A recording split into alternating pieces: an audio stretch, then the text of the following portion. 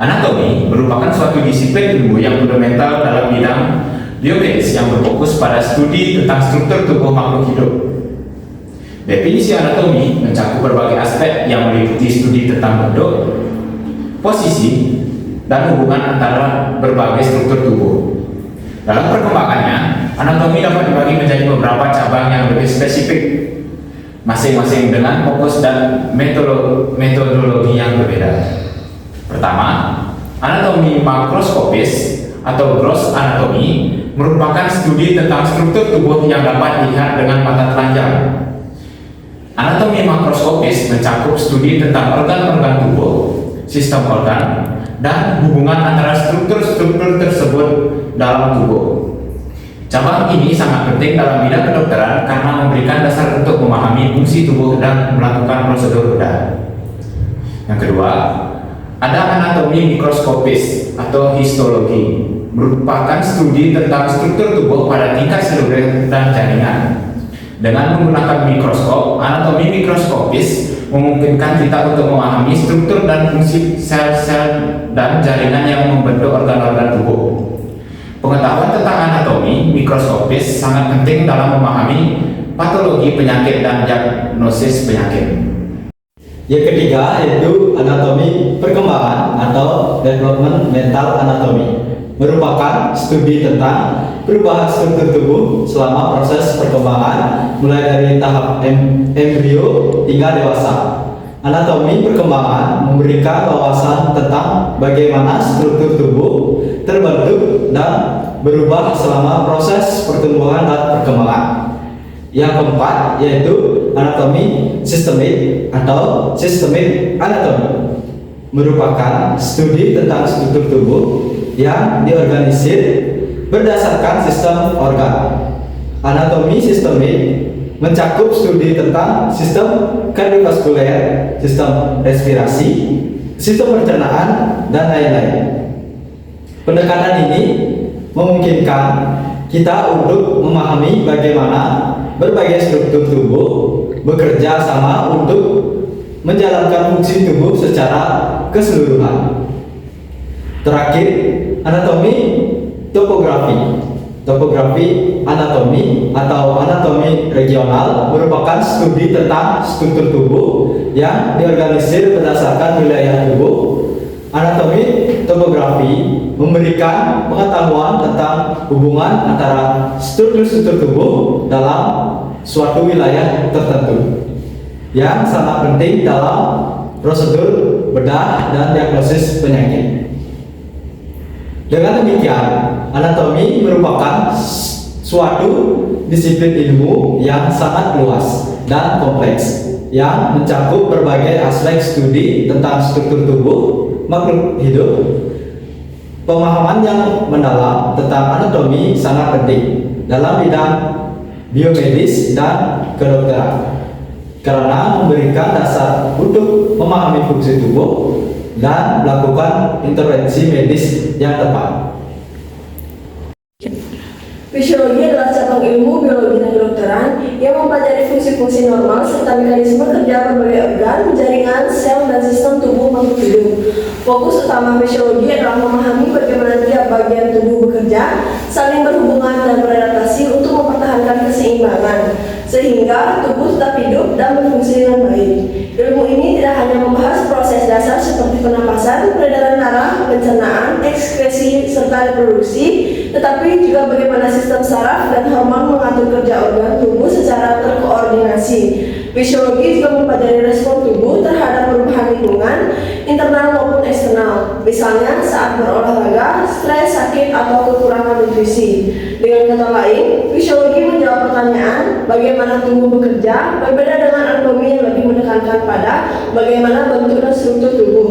Pemahaman fisiologi sangat penting karena menjadi dasar untuk mengenali penyebab gangguan kesehatan dan menentukan cara penanganan yang tepat dalam bidang kedokteran maupun keperawatan.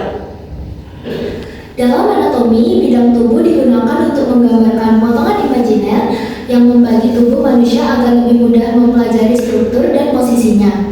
Ada 4 bidang utama yang sering digunakan, yaitu bidang median, frontal, transversal, dan sagittal. Yang pertama, bidang median atau medianus. Itu bidang imajiner yang membagi tubuh tepat menjadi dua bagian simetris, yaitu sisi kiri dan sisi kanan yang sama besar.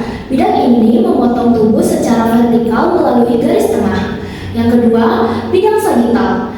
Bidang paralel dengan bidang median membagi tubuh menjadi dua bagian kiri dan kanan yang tidak sama besar. Contohnya, potongan tubuh agak ke kiri atau ke kanan dari garis tengah.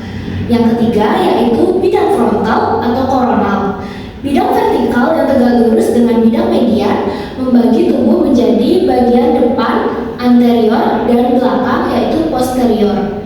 Yang keempat yaitu bidang transversal atau horizontal. Bidang yang melewati tubuh secara horizontal dan tegak lurus dengan bidang median dan frontal. Membagi tubuh menjadi bagian atas yaitu superior dan bawah inferior. Dengan memahami keempat bidang ini, kita dapat menggambarkan posisi dan arah struktur tubuh manusia dengan lebih akurat dalam studi anatomi maupun pemeriksaan medis. Istilah arah dalam anatomi tubuh manusia. Istilah arah digunakan dalam anatomi untuk menjelaskan posisi suatu struktur tubuh terhadap struktur lainnya, agar komunikasi medis menjadi lebih akurat dan seragam. Yang pertama ada superior atau kranial, artinya mengarah ke atas atau berada di atas dekat dengan kepala, menunjukkan posisi suatu bagian tubuh yang berada di atas bagian lainnya. Contohnya, kepala terletak superior terhadap dada.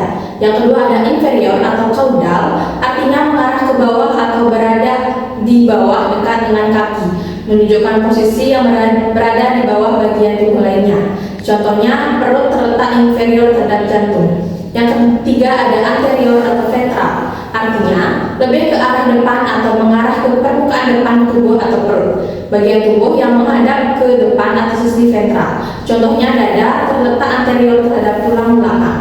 Yang keempat ada posterior atau dorsal, artinya lebih ke arah belakang atau mengarah ke punggung, bagian tubuh yang berada di sisi belakang tubuh. Contohnya tulang melikat atau scapula terletak posterior terhadap tulang rusuk. Yang kelima ada medial, artinya lebih mengarah dekat ke garis tubuh tengah tubuh atau median plane, struktur yang posisinya mendekati bagian tengah tubuh. Contohnya hidung terletak medial terhadap mata. Selanjutnya lateral, artinya lebih jauh dari garis tengah tubuh, struktur yang berada di sisi luar tubuh. Contohnya telinga terletak lateral terhadap hidung. Selanjutnya ada proximal, artinya lebih dekat dengan titik asal atau pangkal tubuh, terutama pada anggota gerak. Mengacu pada bagian yang mendekati pangkal anggota tubuh seperti bahu atau panggul. Contohnya lengan atas atau bisa disebut dengan humerus terletak proksimal terhadap lengan bawah atau radius dan ulna. Selanjutnya ada distal, artinya lebih jauh dari titik asal atau pangkal tubuh, menunjukkan bagian yang lebih jauh dari batang tubuh. Contohnya jari-jari tangan terletak di distal terhadap pergelangan tangan. Selanjutnya ada superficial, artinya lebih dekat ke permukaan tubuh, struktur yang terletak di lapisan luar atau permukaan tubuh. Contohnya kulit terletak superficial terhadap otot. Selanjutnya ada profundus atau dalam, lebih dalam, artinya lebih dalam atau jauh dari permukaan tubuh, struktur yang berada di bagian dalam tubuh. Contohnya tulang terletak profundus terhadap otot. Jadi semua istilah arah selalu digunakan berpasangan: superior, posterior, medial superficial, inferior, anterior lateral, proximal distal, dan profundus. Istilah ini mengacu pada posisi anatomi standar, yaitu tubuh berdiri tegak, pandangan ke depan, tangan di sisi tubuh dengan telapak tangan menghadap ke depan. Apa itu sistem tubuh? Sistem tubuh adalah sekelompok organ yang bekerjasama untuk menjalankan fungsi tertentu agar tubuh dapat bertahan hidup dan berfungsi dengan baik. Setiap sistem terdiri atas organ-organ dengan tugas khusus, tetapi semuanya saling terhubung untuk menjaga keseimbangan tubuh atau homeostatis. Contohnya, sistem pernapasan menyediakan oksigen, sistem peredaran darah mengedarkan darah ke seluruh tubuh, dan sistem saraf mengatur semua proses tersebut secara koordinasi. Sistem utama dalam tubuh manusia ada 11. Yang pertama, sistem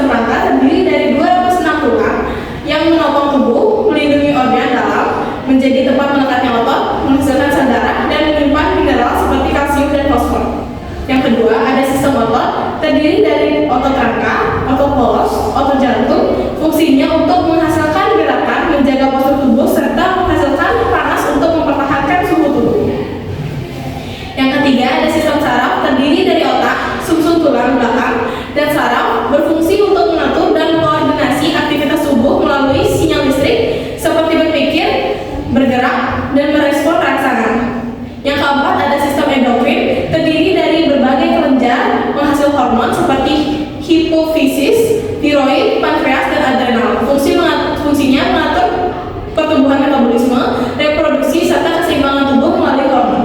Yang kelima ada sistem kardiovaskular, terdiri dari jantung, pembuluh darah, bertugas memompa dan mengedarkan darah yang membawa oksigen, nutrisi, serta hormon ke seluruh tubuh sekaligus mengangkat atau mengangkut sistem metabolisme untuk dibuang. Nah, selanjutnya itu ada sistem respirasi atau respiratory system. Terdiri dari hidung, trakea, bronkus, dan paru-paru. Berfungsi untuk menyalurkan udara dan melakukan pertukaran gas antara oksigen dan karbon dioksida dalam paru-paru.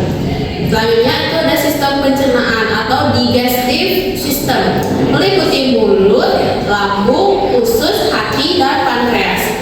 Yang fungsinya itu untuk mengubah makanan menjadi zat gizi yang dapat diserap dan digunakan tubuh untuk energi dan pertumbuhan. Selanjutnya ada sistem urinaria atau urinary system, terdiri dari ginjal, ureter, kandung kemih, dan uretra, yang bertugas untuk menyaring darah, mengeluarkan zat sisa metabolisme, serta menjaga keseimbangan cairan elektrolit tubuh.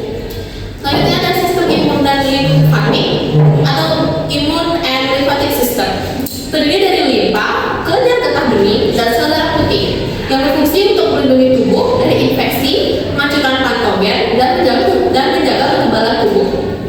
Yang ke-10 itu ada sistem integumen atau integumentary system, terdiri dari kulit, rambut, dan kuku.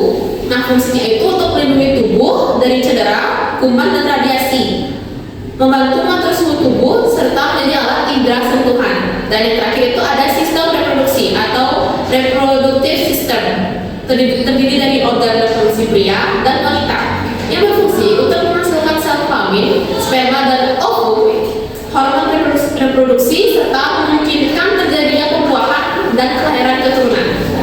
Selanjutnya yaitu ada hubungan anatomi dan fisiologi. Anatomi dan fisiologi adalah dua ilmu yang mempelajari tentang tubuh dan kehidupan, dan keduanya tidak dapat dipisahkan. Anatomi berfokus pada struktur atau bentuk bagian-bagian tubuh, di mana letak jantung, berapa banyak ruang yang dimilikinya, atau bagaimana susunan tulang pada tangan. Anatomi menyediakan peta statis dari organisme. Sementara itu, fisiologi berfokus pada fungsi atau cara-cara kerja bagian organ tersebut. Bagaimana jantung memompa darah, bagaimana paru-paru menukar oksigen, atau bagaimana sel saraf mengirim sinyal. Fisiologi menjelaskan proses-proses dinamis yang mempertahankan kehidupan. Inti dari hubungan kedua ilmu ini adalah prinsip bahwa struktur selalu menentukan fungsi. Organ tubuh memiliki bentuk atau struktur anatomi tertentu karena mereka dirancang khusus untuk menjalankan fungsi fisiologis yang spesifik. Contohnya, bentuk paru-paru yang dipenuhi jutaan kandungan kecil atau alveoli.